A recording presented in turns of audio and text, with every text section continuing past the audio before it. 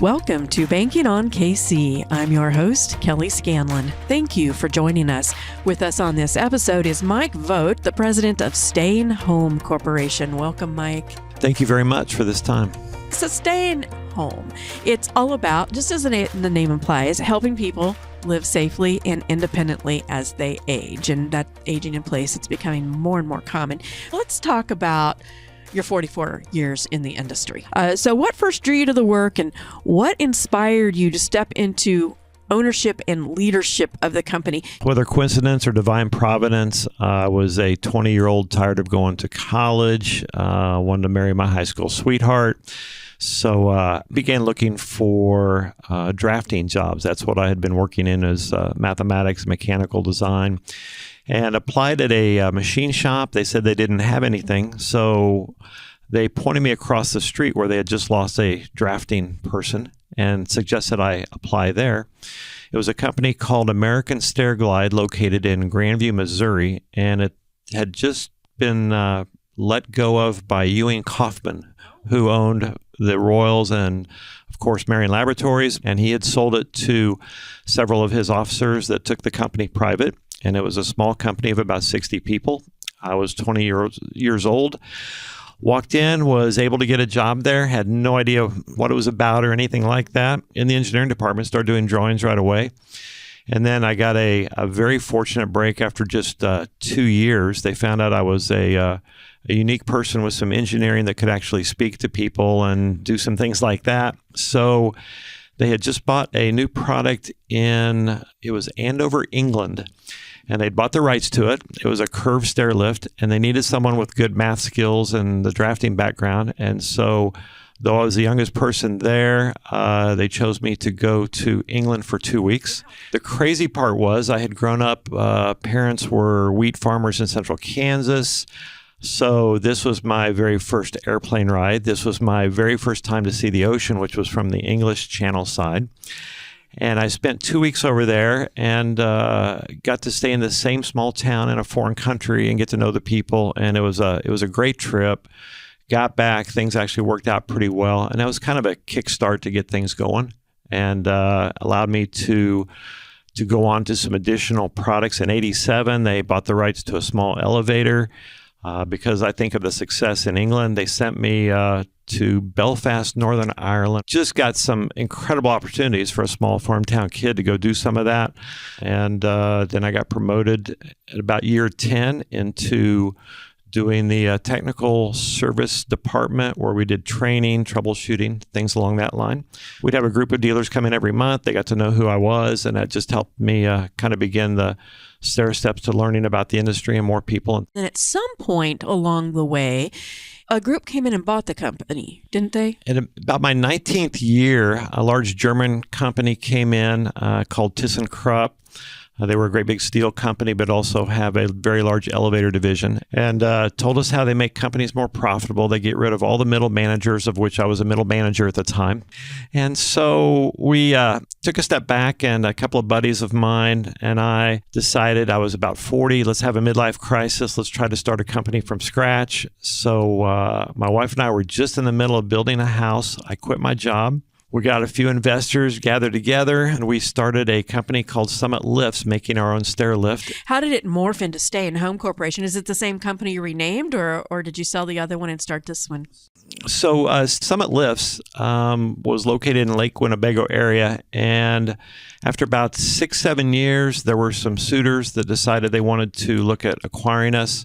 I didn't want to sell. I wanted to buy out the partners, but I didn't have any financing or ability to do that. And so the partners were ready to sell out. So we went ahead and sold the company to them. But the company called Harmar decided to keep me on as the COO. So I stayed on for 4 more years working for them. Got to learn just that much more about running an organization that was larger and what that looked like, et cetera. It was owned by an equity group, and after a time, that wore on me a little bit. And so left there, thought about what I wanted to do. I thought I really loved the industry, so I had I guess you'd call it a second midlife crisis, and decided to go back and get another company started, and that's where Staying Home Corp started. let's talk about that focus on home accessibility products. You work with stair lifts to residential elevators, and so which of those solutions are most in demand, and what kinds of real life stories do they unlock for families? It really came about that it was more seen by the relatives and stuff once COVID hit. And it happened then when families couldn't go visit their mom and dad in the nursing homes, and they were all of a sudden realized the importance of being able to keep mom and dad at home and accessible to them, of all things. The most common products sold by far are the stair lifts, just because they are economically more feasible. So a person can get a stair lift for maybe $3,000 or $4,000, put in the house brand new, and they can stay in their home, go up and down the steps. It's a little bit ironic. There's two quick stories. One was tied to this issue I called American pride. And Americans are great. They fight hard, they work hard to do everything, and they never need any help from anyone. So getting a stair lift is a little bit of a humbling experience for them. Whereas if I sell someone an elevator, they'll have a block party and they'll have everybody come in. Of course. Isn't that crazy? But if it's a stair lift, it's almost, hey, could you come around the back door and not tell anybody you're here? I'm buying this for my wife. It's not for me. I don't need it. And so there has to be a little bit of a realization, the danger of falls and things like that that's out there. But we had a lady who would not be released from the hospital until she had a stair lift put in due to a major hip issue. And we put the stair lift in. She passed away about 3 months later. We needed a stair lift for our church, so I went to the auction and I had the neighbor let me in just to make sure it worked and that type of thing. When I walked into the home, though she lived by herself, she had tied bed sheets up and down the steps to use to climb up and down the steps right next to the stair lift because she didn't need a stair lift. And so there is that element that's a little bit crazy where some people fight that a bit. But there's the other side where when I got back from Belfast and went to put the first elevator in, it was in Jacksonville, Florida. And a gentleman was in a wheelchair and he went upstairs to his bedroom after we completed the project, and probably took 10 or 15 minutes till he came down. I thought something was wrong, and he came down and tears were running down his face. And so I asked his wife, I said, is everything okay? She said, yes. He hasn't been in his bedroom for 6 months. Oh. And so he was blown away. She was blown away. She ended up inviting me and my wife over for dinner the next day. And that was really the first time. I was about 8 years in the company then. And that was the first time I had a good understanding of the difference that these products make in the lives of different people. Yeah, the mobility and the accessibility that it gives them. Nationally, I believe the statistics say that 90% of adults over the age of 65 do want to stay in their own home. You've attributed that in part to COVID, but Kansas City's over 65 population is expected to double by 2030. And so how is Stay in Home Corporation preparing for that surge? So there's a $1 billion company in Canada. There's a $250 million company in Wisconsin, several $100 million companies, and we're a smaller, $10 to $12 million company doing our thing. So we have a lot of competition. So, and the competition is also coming over from Europe now because the population has aged out over there. And so now they're coming over to where the baby boomers are at, and you're absolutely spot on. The crazy numbers are, I think we're still at 15 years left that every single day, 10,000 people will celebrate their 70th birthday. And then in addition, the seniors make up about 25% of the U.S. population, but they have 40% of the money and 50% of the disposable income. So it's still going to be a growing market for some time. And I think what will happen is in the near future, and it hasn't happened yet, somebody will step up and they'll get a brand name on a lift, which hasn't happened yet. So everybody just knows it by a stair lift. There's not it's not like an adhesive strip as Band-Aid or something along that line. And then once I think that occurs, it'll become a little bit more feasible in England, where it's not unusual for a sportscaster to be talking about a soccer player and say, he's at the end of his career. He's about ready for in that case, a Stana, which is a stair lift over there. And so is part of the vernacular. It's part of their verbiage, but it's not that way in the U.S. It's still kind of this, yeah, I don't want to admit I really need this yet. But that will come, I think, in time as bigger companies and more companies start getting into this. Well, you talked earlier about how COVID made staying at home or aging in place really a social imperative because families needed to mingle and to visit with their loved ones, their older family members. But on top of that, so many family members are caregivers. And another stat that I read is that they contribute around $600 billion annually in unpaid care, the time that they commit to their older relatives. And a lot of that is focused on helping them to stay at home. So how do staying home's products help them to ease that burden? Yeah, the biggest thing is just looking at, for instance, elevators used to be something that were considered kind of like a swimming pool. Only the rich and famous got a swimming pool. Only the rich and famous got an elevator.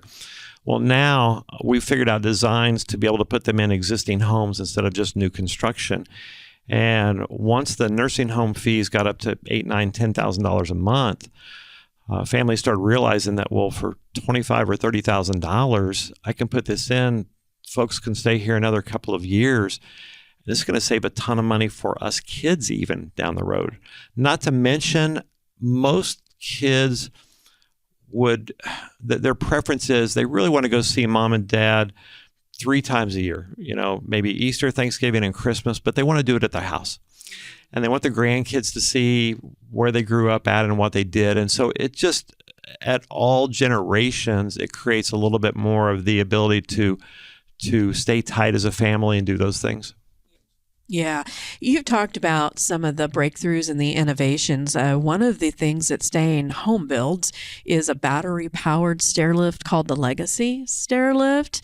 So what were the breakthroughs that allowed you to do that and importantly, to function reliably? Well, the battery-powered units were developed a little bit before we did ours, but we went ahead and took it to the next level in that we developed a battery-powered wheelchair lift, and now we have battery-powered elevators. So the benefit we saw with the stair lifts, in fact, just recently I got a comment from a gentleman in North Carolina. He sent me a big thank you. The hurricane had knocked out their power for 5 days. He used our stair lift for all 5 days with no power to recharge it, and he just wanted to send me a big thank you because he could still function where he wouldn't have been able to before. Well, the same holds true with our elevators, especially in Tornado Alley. You can get down to your basement even if your power is out. There's some incredible helps that the battery power serves to help these people out. Not to mention, they don't have to bring in high-end electrical to the cost that is associated with 220-volt motors and things like that. They just get to plug in a battery charger. And so that runs the entire unit. And then a few years ago, we went down to Missouri Institute of Science and Technology, and they agreed to do a program with us, and they had a couple of their seniors do a thesis with us. And the thesis was to help us develop a smart charger for our lifts that was solar powered. So the truth is we now have an option. We could provide people that they could live off the grid and wouldn't need any electricity to run any of our lifts if they wanted to buy that option. Wow, that's crazy. So that really is. When you look at the outcomes, we talk about the social necessity. We talk about the cost savings when you compare it to the cost of nursing homes. But when you talk about the health of seniors, I'm thinking about fall-related injuries, even caregiver strain, lifting their loved ones to bed or, helping them get around the house. How do your products help in those ways? Can you share some numbers? Probably the most interesting number I saw just the other day was falls are the leading cause of injury death for people 65 and older. And I hadn't realized that. I had heard a stat before that if someone is 70, it was either 70 or 75 and older and had to go into a hospital overnight due to a fall, there was only a 50% chance they were coming back out. And part of that is the body just isn't able to heal like it used to, and it can lead to complications, whether it be infections or pneumonia or other things like that they're more susceptible to.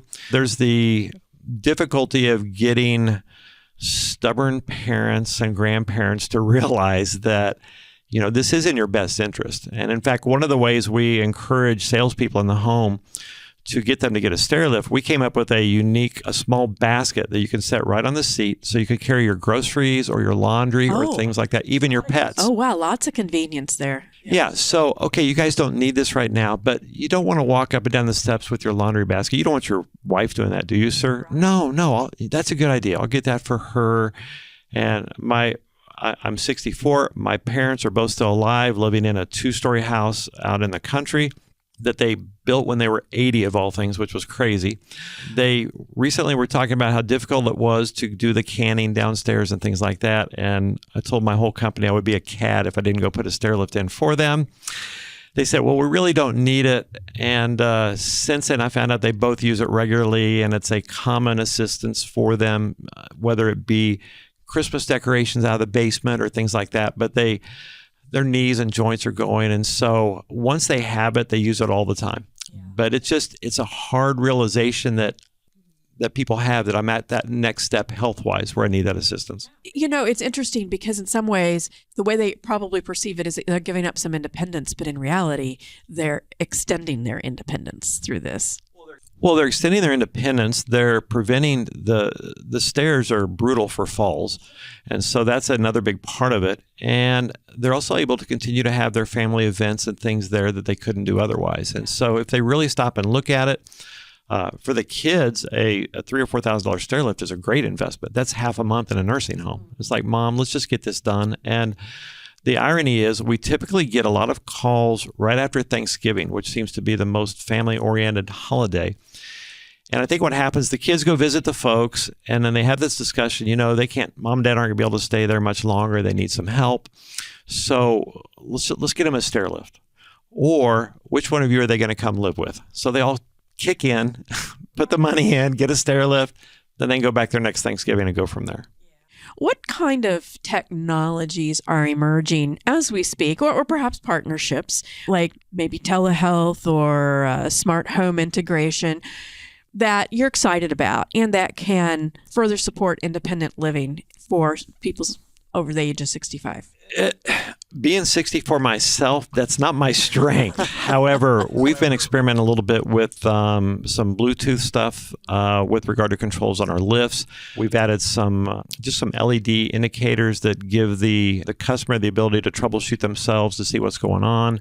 We've looked a little bit at some voice actuated stuff, but that's not great for seniors, strength of voice, different illnesses, things like that.